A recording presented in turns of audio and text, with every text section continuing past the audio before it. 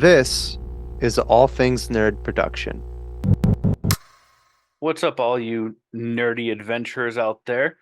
Welcome to another episode of Botched Rolls here with Kobolds in the Basement.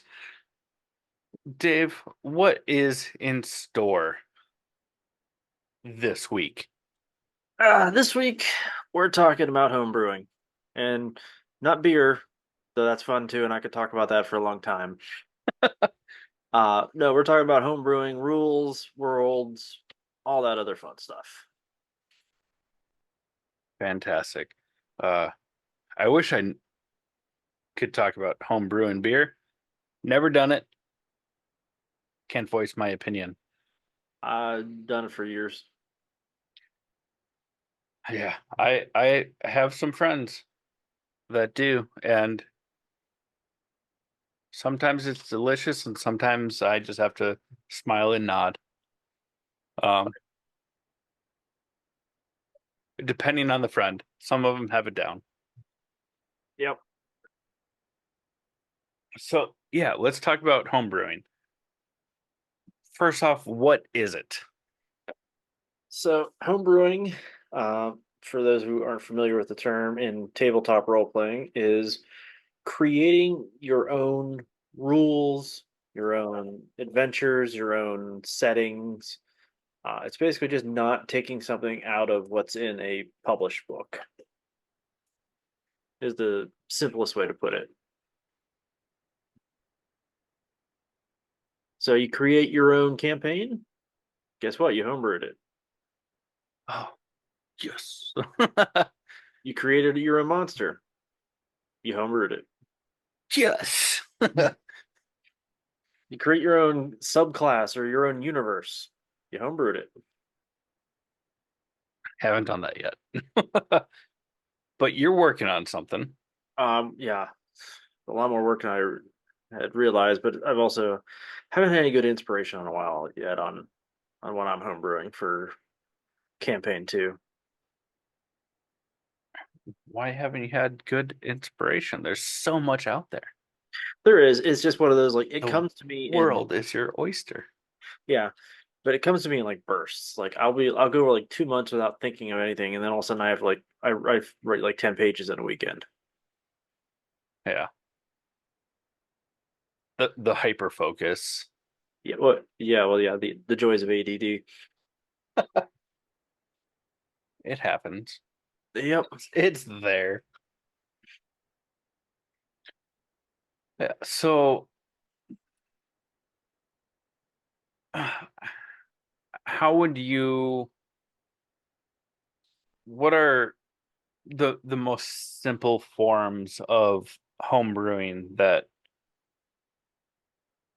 you could say? So I'd say the simplest stuff, and probably what everybody starts with, is creating your own, even something small like a side quest in a already published adventure. Is probably where people start.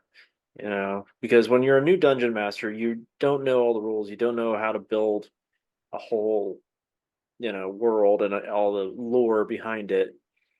So you take like a published adventure, you're like, hey, I want to add something else for my players to do in here, and so you create a side quest or something like that, Hmm. and then you can build off of there. That's probably where I would guess a lot of people, or create their own monster to fight. Might be another one. You like the adventure, but you want to tweak the boss fight a little differently. So you do it, and really, it probably starts with somebody uh, who finds something else that they like, and then finds a way to add it into the adventure they have already. So Right. you may have borrowed it from another adventure and put it into one that is close enough that it makes sense that it could fit in there. For sure.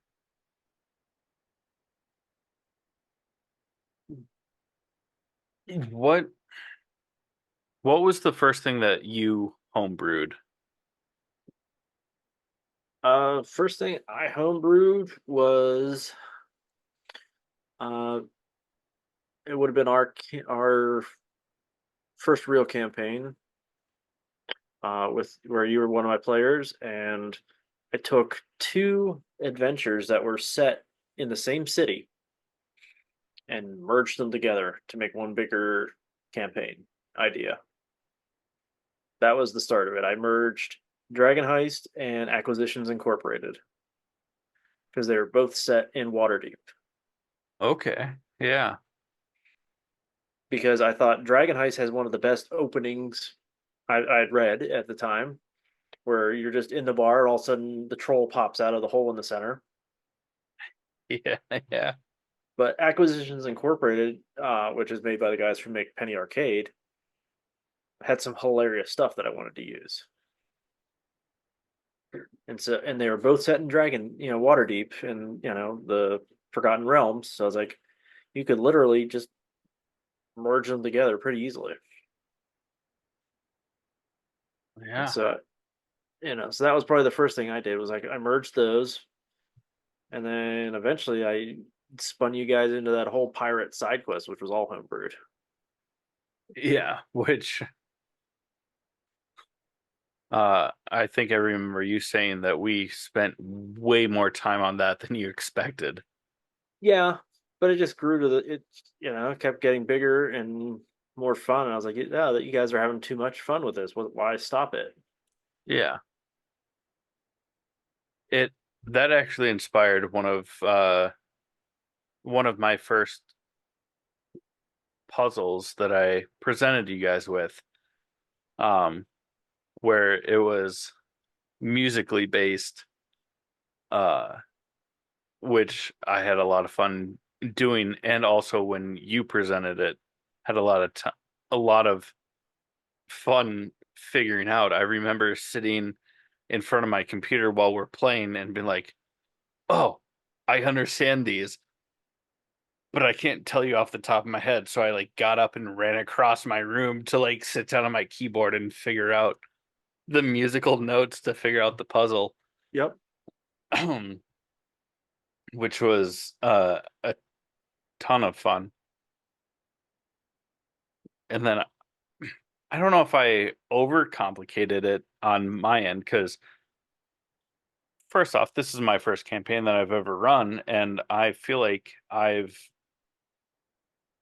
done a lot more like uh home brewing for like a first time GM Yep. uh than most people would feel comfortable with, or what really I probably should.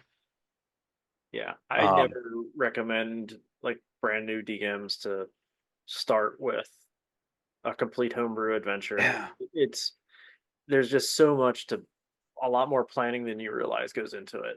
100%. I was like, I have an idea for a story. Let's make it work.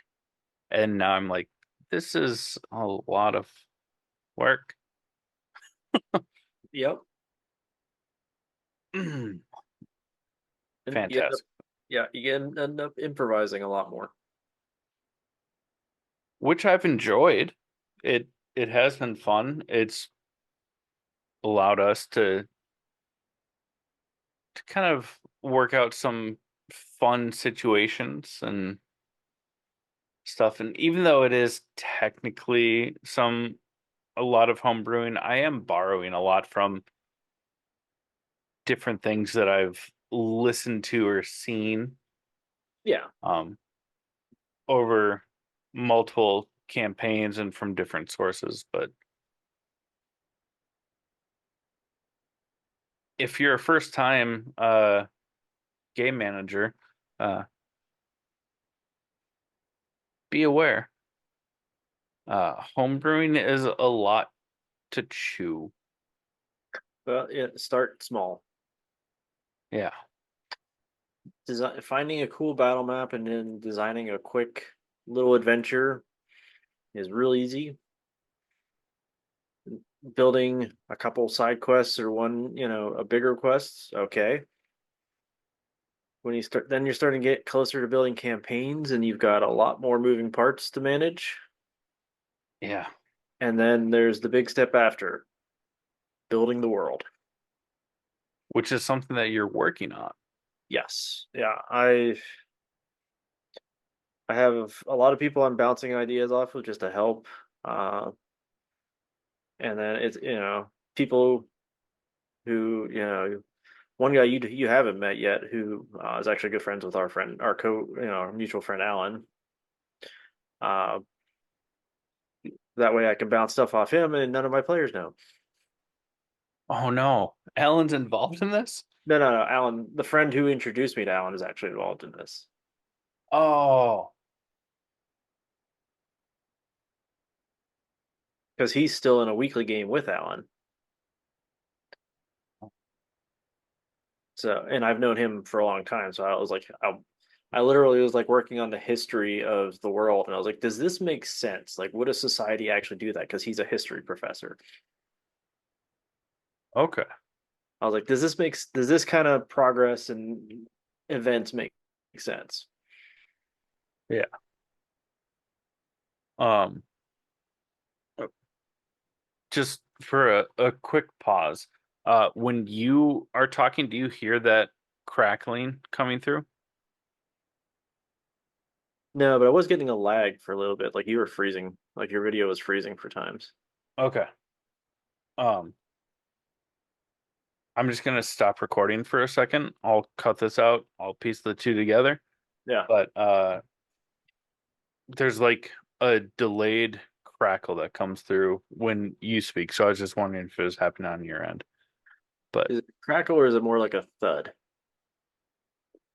it's like distorted crackle that lasts as long as you speak, but on a delay. Huh. I don't know if Very that's well. I think that it's supposed to start storming here, so it could be just interference on my end. But one second. yep. Sorry for the interruption, dear heroes, but I just have to ask. Are you like me and my friends, where your food tends to be lacking just a little something extra?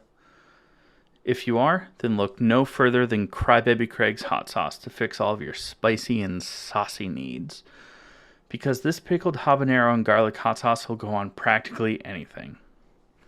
It was started by Craig himself in the Twin Cities of Minnesota, and this sauce has become a staple of all hot sauces and flavor enhancers across the lands for many, many moons.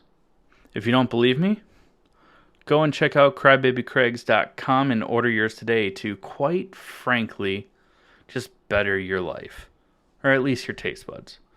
But be sure to let them know that we sent you and enjoy the best damn hot sauce there is. Now, let's get back to the show. Sorry about those technical difficulties. So back to homebrewing. Yep.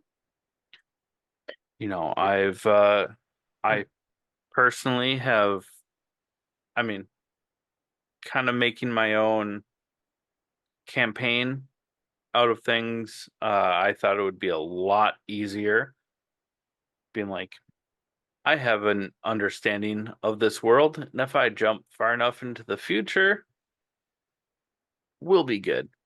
It's so much harder than that. Yep. Uh, Because even when you jump into the future, there's still stuff from the past you got to understand to yeah, and you got to advance it or say why it didn't advance or explain why things changed. right. Yeah, heritage, lineage. Well, that's just all part of our lovely new game system. I used hot words for or hot yeah, hot Buzzwords. buzzwords. Thank you, Eugene, um, for a reason to try and create a segue. But yeah, it's difficult. If you are a first time GM, I would highly recommend just adding flourishes to pre-established things just to get your toes wet until Yep. you feel comfortable. Yeah, I mean, you figure I started off with you guys, and I ran that little limited Rick and Morty pre-built adventure, Mm-hmm. and I really didn't deviate from that at all. And then we moved over to our my first full, real campaign with Waterdeep and the merging of those two. And even then, I was still, for the most, until we went off on our pirate adventure, I was following a lot of pre-built stuff.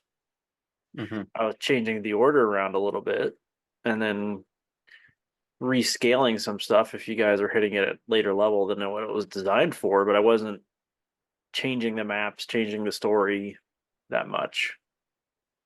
Yeah. And then now I'm, running our non-podcast campaign with everybody else in the world of Eberron, which is a world I really enjoy and love. But I have completely created everything that's going on in there from my own head. Yeah. To from the characters you guys are interacting with to the plot lines and the main events that are going on in the world. I mean, I started effectively, potentially started World War II in Eberron. Huzzah. I mean, because Keith Baker explains it like he created Eberron almost as like a fantasy version of the world after World War One. Mm-hmm. And now in our campaign where you're playing, might round two might be starting, and you guys had no clue that was up. Right. And I'll be honest, I have pivoted my campaign plans a ton since day one. Yeah. I have to, adapt to what you guys are doing, which ways you guys are going, and come up with better storylines that will keep you guys entertained and guessing. I don't want you guys to figure things out. Yeah. Dropping surprises on your players can be one of the most satisfying things as a GM. I haven't gotten to experience like a full mindfuck. Um, but there's been a couple of moments where I'm like, oh, that's so satisfying. But I'm still working like in in a world that's established, but I'm making shit up as I go for like what's it going to be like in 300 years from the last established storyline. And I mean that's a challenge in and of itself Mm-hmm. because either I have to figure out why history in this established world is no longer relevant, or be like, this is how it changed recently. And I mean, so, if you're wanting to bite off like as like a full campaign, original story and stuff like that, I would almost recommend taking the extra effort in building a full world. no, No? no, no, no, no.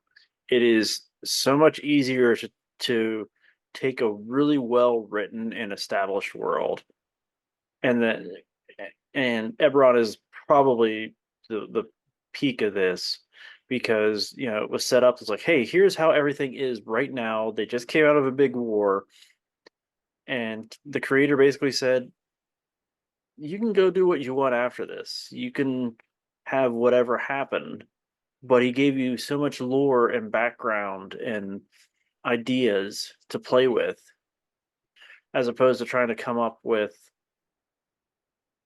all right, you come up with your own world. I mean, let's look at the things you got to worry about. Geography. You got to build maps. You got to describe how your world's going to look, how it's going to feel. Yeah. Unless you're going to start on a really small scale and build outward. you can do it that way. I mean, I know people who do it that way. You start off, it's like, hey, we're starting off in this small village, and then they expand the world as you go. You Yeah, know, I guess but then you're also worried about, all right, what about religion? Does your world have deities? What do they do? How do they interact with the world? What do people believe in?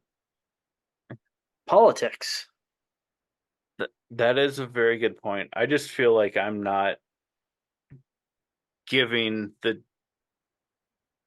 due justice to Eberron as things expand. But it's where it started, so now I have to see it through to the end and hope that Yeah.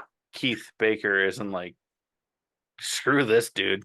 Well, I mean, he's not gonna, care that much. It was one of those things. Like, I was surprised you jumped so far into the future because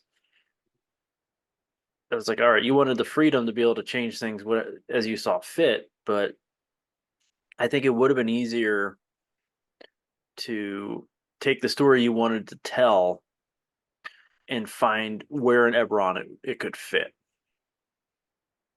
Yeah. Uh, You a could have taken, a like big that name flaw. day could have been like, hey, it's the name day of the Prince of Breland. And Yeah. we could have started off in Sharn and, and then gone from there versus, and then you would have had all this cool lore and everything for Sharn established and you could work with, like I did in my campaign. I love the city of Sharn has so much information to work off of. Mm-hmm. Yeah. I mean, that's also a very good point. If you're trying to take an established world and refit it, there's usually something there that you can nitpick and adjust. Where I was like, I'm gonna jump very far into the future so that nothing makes sense. And unfortunately, nothing makes sense. Yeah. It's I I definitely bit off more than I expected to. I think that I am finding a way to make it work with the story that I have in mind, Yeah. but it could have been easier. Oh yeah. You could have, like, if you kept it in more nowadays, quote unquote, Eberron, like, post a few years from the Great War, Hmm. you would have had all you would have had to do to like look up for like how is this world. There's so much books you could have looked up and read through and say, oh, that's what it does, and versus having to try to create a lot more. Yeah. Yeah, like I said, my campaign, it's set, basically 6 months after the Rising from the Last War book was set, and it's like, I have just the world to play in, and I'm trying to come up with big stakes for to take you guys to high levels, but I'm not reinventing the world. That that's why earlier I said, like, if you're trying to do that, like, maybe take some extra time and just homebrew the world. I As you started pointing out other aspects, I was like, well, yeah, very good reasons as to not do what I just said to do. You know, do as I do and not as I say, which is wrong to begin with. But I mean, I have been working on my homebrew world, which I think we've announced on one of the other episodes the name of. I think that's all we've announced officially. I don't remember if we did, because I think you changed the pronunciation and some things No, since the then. pronunciation's the same. I think all I've changed is the spelling. You could be right on that. I think But I that think sounds we more did say the accurate. name on at the end of one of the uh Or it might have Yep. been the episode where we were talking about the conversion from 5e to Tales of the Valiant. Yeah. Or I was gonna say it might have even been the second Botched Rolls, Yeah, I might have had the which name was then. a couple ago. But yeah, in any case, yeah, I've been working on Exea for over a year now, I think. Coming close to it at the very least, if not over. Yeah. And I barely scratched the surface of what I think I need.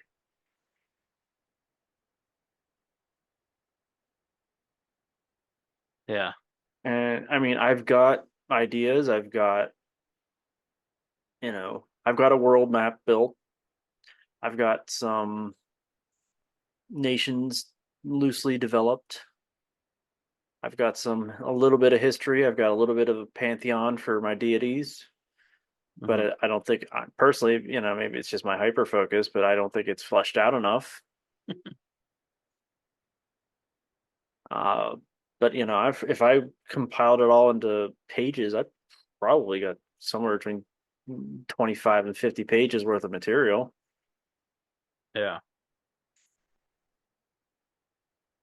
That's And, just and that's mostly just loosely background stuff. It's not history even, and geography, you know. yeah, it's geography, it's politics, it's history, and it's a little bit of, just pantheon, but it's like,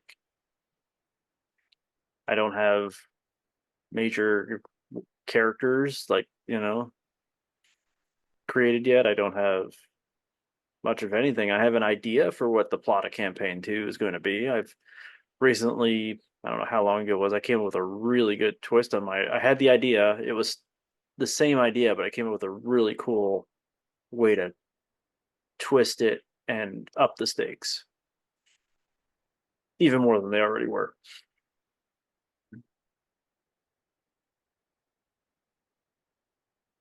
But it's a lot of work and a lot of Yeah. time and effort to build your own world. Do you feel comfortable giving a rough outline of at least a region, peoples, I whatever? Um, if not, that's totally fine. I just figured now that we're talking about it. so let's see. So obviously, since we're doing this, we don't have the world map up, but I have the largest continent on Exea is called Lucerna, and it's divided into two nations, one of Septon and one of Meridem. So Septon is the northern, uh, nation, and it is mostly it's kind of run by gnomes, Okay. and they are very of the world. And for those listening, Exea is fairly advanced technology by most fantasy world standards. It is, you know, it's steampunk esque levels. Mhm. So or as the term I recently discovered, Exea is going to be gas lamp, which is a genre where it's steampunk plus magic. Okay. Thought you were gonna go a little ska, Nope, but nope. that'd be gaslight. Sorry. Yeah, no, I was looking up for like books for ideas to read, and I found that term called gas lamp. So, and then so in terms of technology, Lucerna has like some of the most advanced stuff. And Meridum is a dwarven nation primarily, uh, and it has similar technology, but it's different. It's not quite the same. And they're kind of like, I in my world I look at like gnomes and dwarves were kind of like at one point the same people, and then they split and kind of evolved, their differences from there. Hmm. So kind of like angry cousins or brothers who just don't get along very well. And I have their governments. Septim is a democratic government, and then Meridum is a limited monarchy, kind of like what Britain has, where there is a monarchy. They kind of have diplomatic roles, but they're not really in charge. It has kind of like a symbolic. Yeah, I mean yeah, they do kind of like more. Their special, like the main role for their royal family is mostly diplomatic. Mm-hmm. Like they do negotiate and everything because they just have the history with everybody else, but they don't do a lot of the day-to-day governing. They're kind of basically the equivalent for the US. They're like the Secretary of State. Yeah. But like, Septon, the northern one has two branches, which boil down to, in terms of like comparative to America, one's kind of like Congress and the other one's kind of like the Supreme Court and Department of Justice in one. Okay. Yeah. And so, yeah. And I've got climates developed. I'm working on, like politics, military philosophies, because that's when you're dealing with a Victorian era world, you're kind of dealing with a setting close to what happened right at the beginning of World War One. Yeah. So, there could be an arms race. In mine, it's kind of like more of a technology / arms race. Almost like a pre-Cold War Cold War. But it's kind of like the equivalent of the space race in the Cold War. Okay. Yeah. Yeah. So that's Who like can two. develop it faster, who can get there faster, but we're not going to start conflicts necessarily over it unless Yep. you do too much Yeah. against us. Yeah. And then I have, that's the one continent. And then I think the other one I've developed really well so far. No, I can't find the document. That's gonna bug me. It's the island nation, which is basically they're a lot of druids and rangers. They're very nature and elemental based, but they're pirates. I remember you telling me about that. Yeah. Also, that just sounds fun. Yep. And the thing is, once I get this all built, I mean, that's building your own world for homebrewing and everything like that. It's hours upon hours upon hours of work. But once I get this built to a point where I'm comfortable, I can run any adventure I want there. Right. And I've built it in a way right now where it's system agnostic. So it's not built with 5e or Tales of the Valiant in mind. If I wanted to run a campaign in Pathfinder or DC-20 or other systems here, I could, provided the systems have at least some kind of weight for me to do what I want in terms of like technology and stuff. Some might be harder for others because some people still like really high fantasy worlds, and their books might not have stuff for the equivalent of a dreadnought World War I battleship. The airdrop ships. Well, no, I mean like literally a naval vessel that like the equivalent of the HMS Dreadnought. Right. I just remember you talking about the the Yeah, the the airships. airdrop ships that were like a military version of the Hindenburg. Yep. Yeah. They had those. Those were real. But yeah, I mean, I So have rad. airships in Exea, but I don't have planes. I don't have submarines because I have the nostalgia. Well, I don't know about nostalgia. I wasn't alive then, but I have the romanticized idea of the giant on battleship kind of scenes. And Right. once you start bringing in planes and stuff like that, well, that's what ended the era of the battleship. Right. So while you have airships, they're more equivalent to basically just giant floating warships or transports. They're not fighters, they're not bombers, they're not anything like that. You know, to take the advice from the DM of High Rollers, I'm taking all the things I like and cramming it into my world. Yeah. I mean, I give him credit. He has homebrewed some really cool stuff with his world while putting in some references to some of my favorite childhood cartoons. If you listen to it long enough, there is a buttload of Transformers references in there. I haven't listened to it long enough, but I can also see that. Like, and not like the Michael Bay Transformers. I'm talking the '80s cartoon Yeah, Transformers, like Gen One. the good Transformers. Yeah, Uh Sorry for anyone that's listening that's young enough to be like, Michael Bay made Transformers. No, no. stop it. Um, yeah, that's And then in like a much more recent episode, one you're way far away from, they basically had a big reference to Robotech,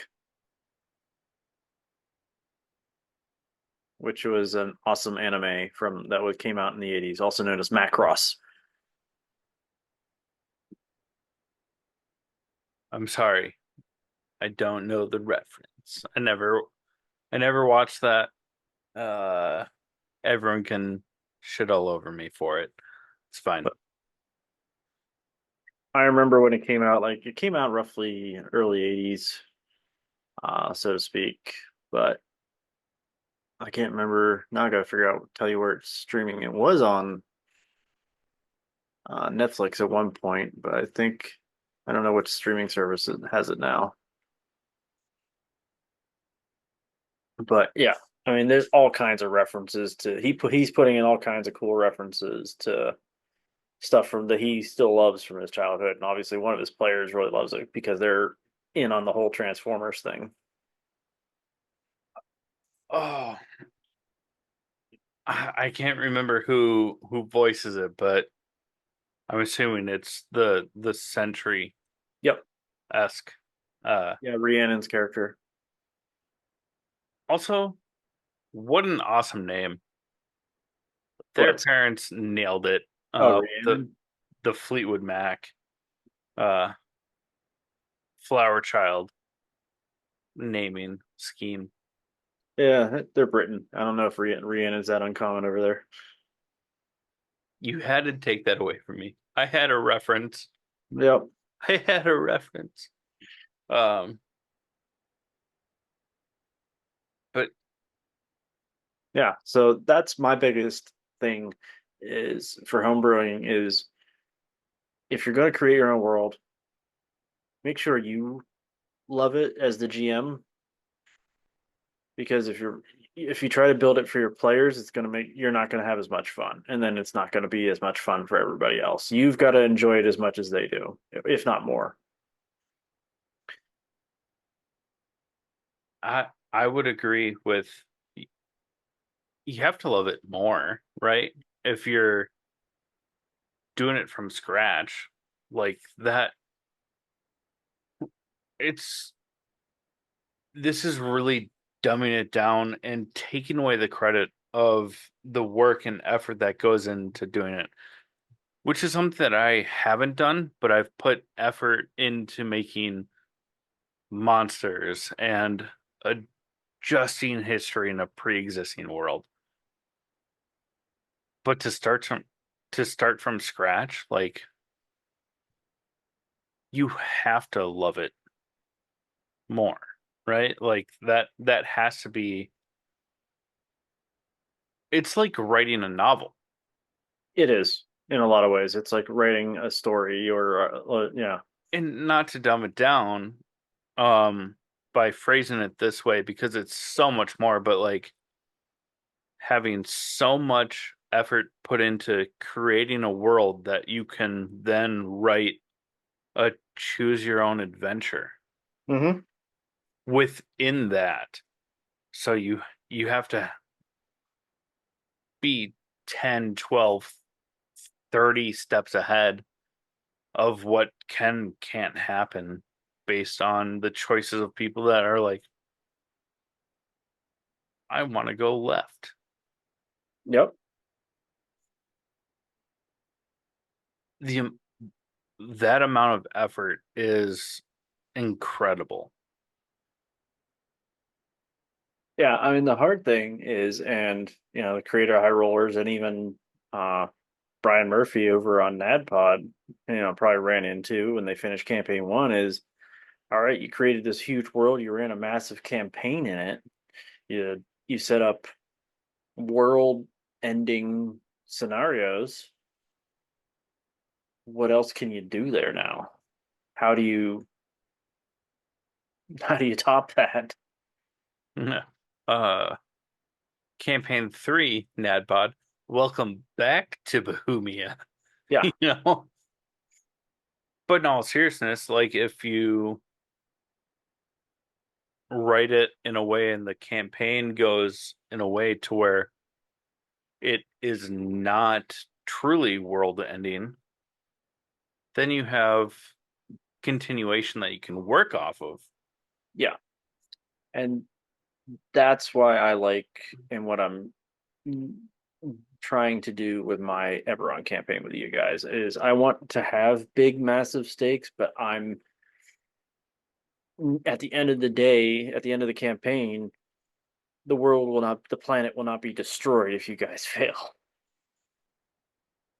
Shit might change, but there's not going to be no world left if you guys don't. Right. Bad things will definitely happen, but it's not the end of the world. And that's where I think homebrewing or following the politics can give you a lot more room to play with, to have big stakes, but not planetary wide destruction level. Yeah.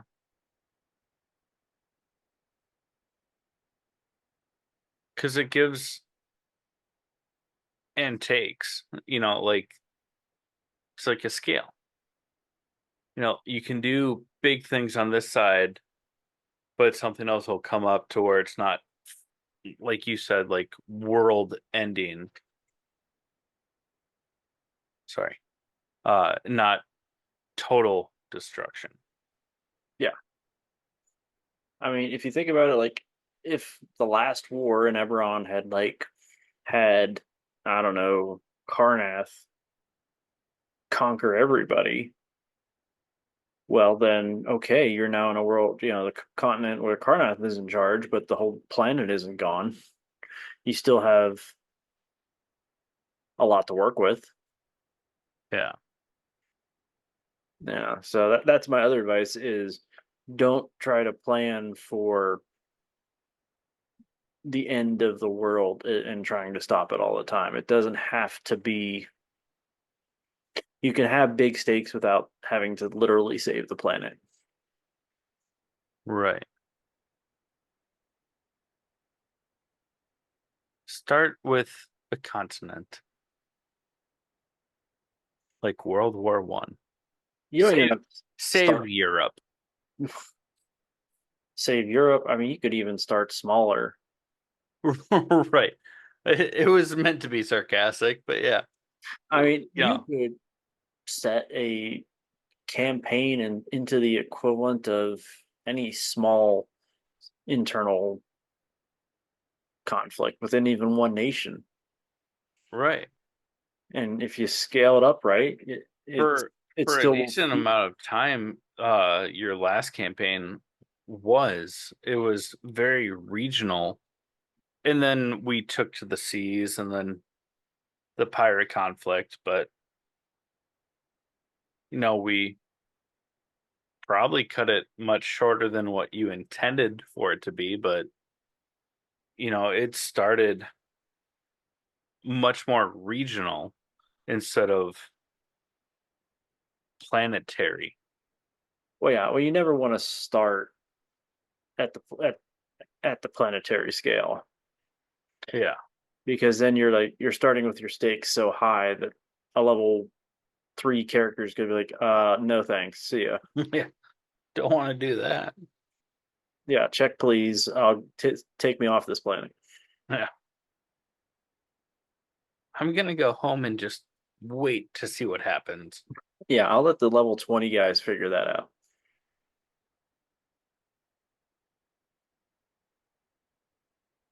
But yeah, I mean, even that's something you brought up earlier, like homebrewing a monster, which can be a lot of fun and can be really important. I mean, I've homebrewed a lot of stuff that you guys have encountered in Eberron.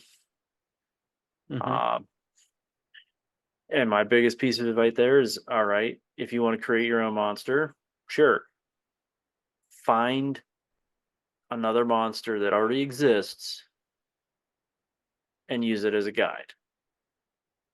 You don't have to copy any of its stats, but if you've got level 5 characters, find a monster that's designed to fight level 5 characters so you know how strong or weak it should be. Right. Otherwise, you could come into it's like, hey, I designed this thing really cool, and then your character's like, no. Boop, and it's dead. I've been on both sides of that. Yeah. Or, it's like, I built this thing off of this monster. Oh, that thing's designed to fight level 10 characters, not level 5 characters. It's going to eat your party for breakfast. Right. Do you have any? I know that this will come out during campaign 1, where I am the GM, the game master or manager for this. I always preferred game master over manager. Connotation, I agree, but some people care about semantics. But even though this episode will come out during campaign 1 where I'm running it, but I get so much advice from you because I played on a job board, a one shot, a A level, shorter campaign, yep, a and level 5 campaign, and now a campaign where you guys just hit level 5, and we just haven't. scratching the surface. You guys haven't even gotten out to gotten figured out what the main problem of the world is yet. Yep, and I still managed to drop a bomb, but we're not going to talk about that here. Um, but for anyone that is interested in doing some sort of homebrew, whether it's monsters, world, campaign, whatever it might be, what what would be your like final piece of advice if it was the last piece of advice that you could give them without following apart from anything that we've already discussed? Uh, look for uh ideas. Yeah, similar to what I said for the monsters. Look for ideas from other things you enjoy to give you either rules or concept or both. Like you guys just discovered minions, Mm-hmm. which I, thought was a fantastic thing to add in and add a little bit more dynamics and interests to an encounter. Yeah. Now, don't be afraid to if you like me like to listen to a lot of live play podcasts, just be like, that's really cool. I want to know how they did that. You know, imitation is the highest form of flattery. don't be afraid to borrow the concepts from somebody else and then tweak it to be your own.